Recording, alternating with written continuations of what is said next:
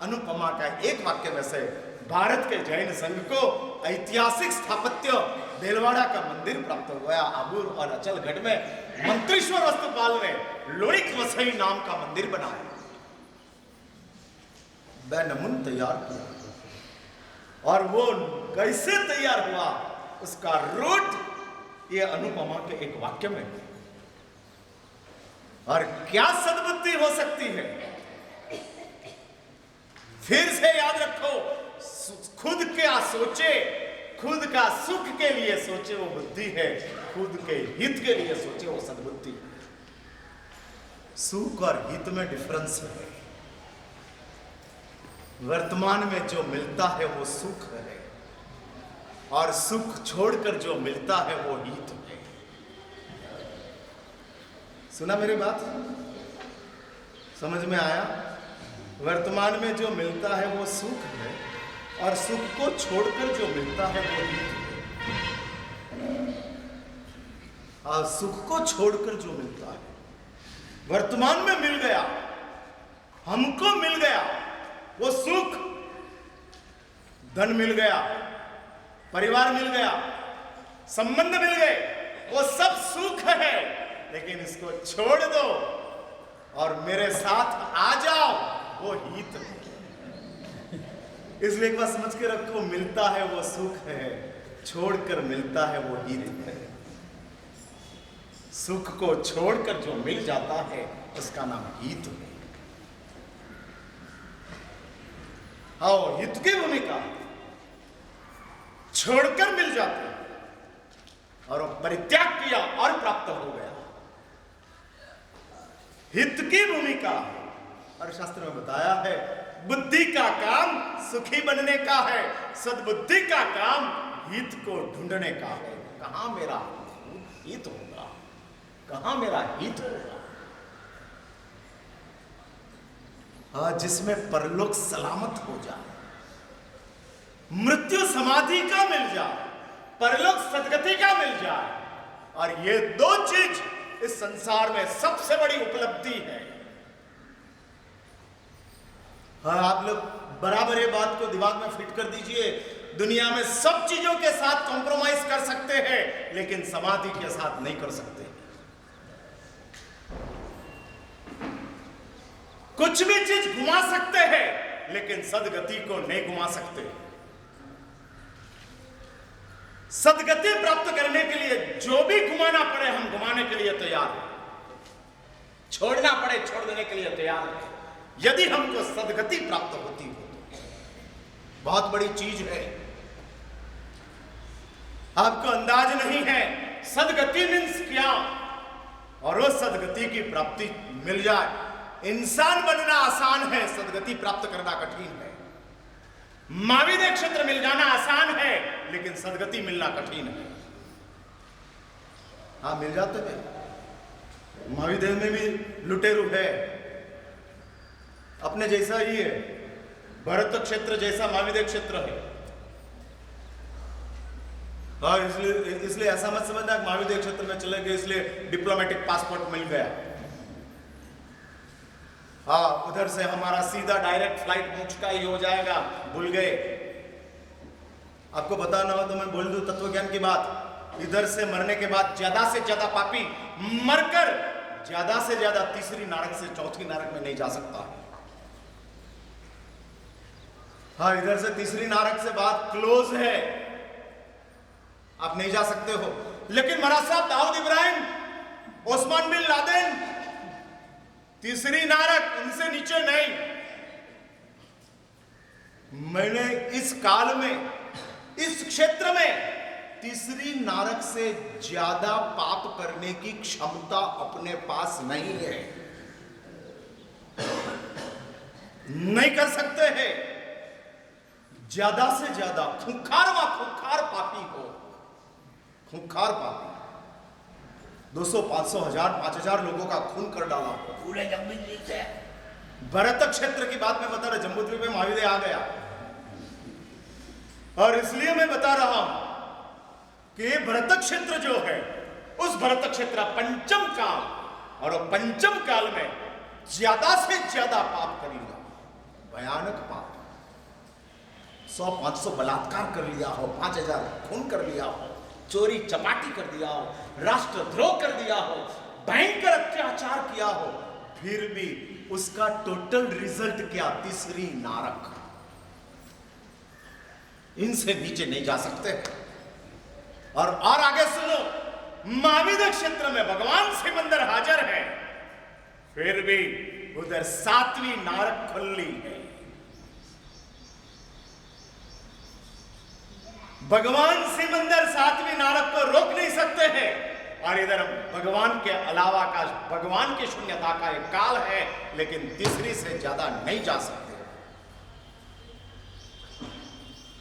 क्यों ऐसा? शास्त्र में कहा है कि इधर पंचम काल भरत क्षेत्र, उसमें आने के बाद हमारे पास इतना तीव्र कषायों का मन भी नहीं है, और तीव्र कषाय करने के लिए तन भी नहीं। तो ये आपत्ति में से संपत्ति, ब्लेसिंग इन डिस्गाइज। हाँ, ब्लेसिंग इन डिस्गाइज। आपत्ति में एक संपत्ति खड़ी हुई। भरत क्षेत्र मिलना आपत्ति, पंचम काल मिलना आपत्ति। इसमें कोई अच्छी बात नहीं है। जो मैं बोल रहा हूं ये सब रिवर्स इफेक्ट है, रिवर्स। भरत क्षेत्र, पंचम काल, हुंडा अवसर पीढ़ी काल। शास्त्र में ये अवसर पीढ़ी काल को कहा हुंडा। हाँ, हुंडा अवसर पीढ़ी काल, स्पेसिफिक नाम दिया। अनादि काल में अवसर पीढ़ी तो असंख्य आ गई। हाँ, असंख्य अवसर पीढ़ी आ गई, लेकिन असंख्य अवसर पीढ़ी पसार होने के बाद ये एक अवसर पीढ़ी आती है कि जिसको शास्त्र में नाम लगाया, क्या विशेषण लिया? हुंडा। हुंडा मीन्स भुंडा। हाँ, भुंडा। भुंडा means worst, not bad, worst. खराब नहीं, बहुत खराब। इसलिए पंचम काल, भरत क्षेत्र, हुंडा अवसर पीढ़ी काल, और इसमें भगवान का अभाव का काल, ये सब रिवर्स है, नेगेटिव सब है। लेकिन उसमें एक पॉजिटिव दिया है कि इधर मिला हुआ तन, इधर मिला हुआ मन, और इधर मिला हुआ जीवन, उसमें इतनी क्षमता नहीं है कि हम चौथी नारक में जा सके।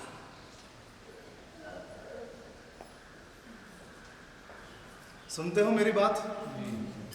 मैंने खुश होने की बात है ना? तीसरी नारक में भारी पड़ेगी। अच्छा। इनको अभी 70 साल के बाद ब्रह्म ज्ञान हो गया है कि तीसरी भी भारी पड़ जाएगी। अभी पता लग गया। अच्छी बात है। 50 बार मूवी देखने के बाद भी 51वीं बार देखने के लिए जाता है तो उसको कहते हैं पागल। कि अरे 50 बार मूवी देख लिया फिर भी तू 51वीं बार तू मूवी देखने के लिए जाता है, लेकिन वो पागल है। लेकिन 50 बार देखने के बाद उसको ब्रह्मज्ञान हुआ कि अभी उसमें कुछ नहीं है, तो अच्छी बात है कि तीसरी भी भारी है। हाँ, इट इज गुड। हाँ, गुड।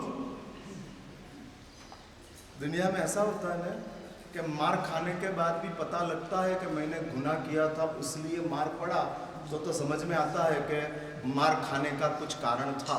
लेकिन मार खाने के बाद भी पता नहीं लगता किस लिए मार पड़ा।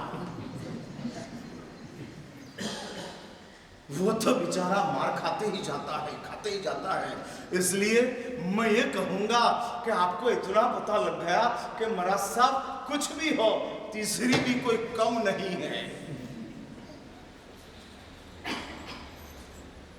हाँ, भव भावना नाम के ग्रंथ में मलधारी हेमचंद्र श्रीश्वर जी महाराज 4 गतियों का वर्णन बताते हैं, और उसमें नारक का वर्णन भव भावना ग्रंथ में हेमचंद्र श्रीश्वर जी महाराज ने दिया है।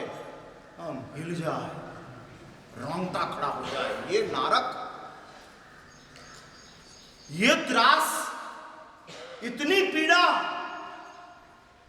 और भगवान हेमचंद्र श्री शिवाजी महाराज ये वर्णन बताते हैं कि क्या नारक मिलती है, कैसी नारक। इसलिए फिर से एक बात समझ के रखो, सदगति चाहिए ही चाहिए, बाय हुक और बाय क्रुक।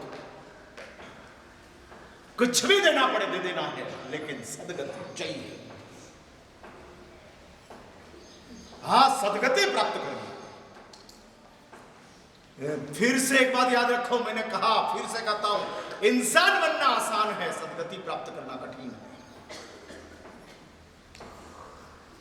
5 अरब का मानव विश्व है। इस धरती के ऊपर अभी कितने मानव हैं? 5 अरब। तो 5 अरब मानव सब सदगति सबकी। इसलिए इंसान बनना आसान है, मानव बनना सदगति प्राप्त करना कठिन है। और शास्त्र में यह लिखा है कि यदि आपको सदगति प्राप्त करनी हो तो रास्ता एक ही है, मृत्यु के समय समाधि को प्राप्त करो। ऐसी दशा हो भगवान जब प्राण तन से निकले, गिरिराज की हो छाया, मन में न हो माया है? हाँ, गिरिराज की हो छाया, मन में न हो माया।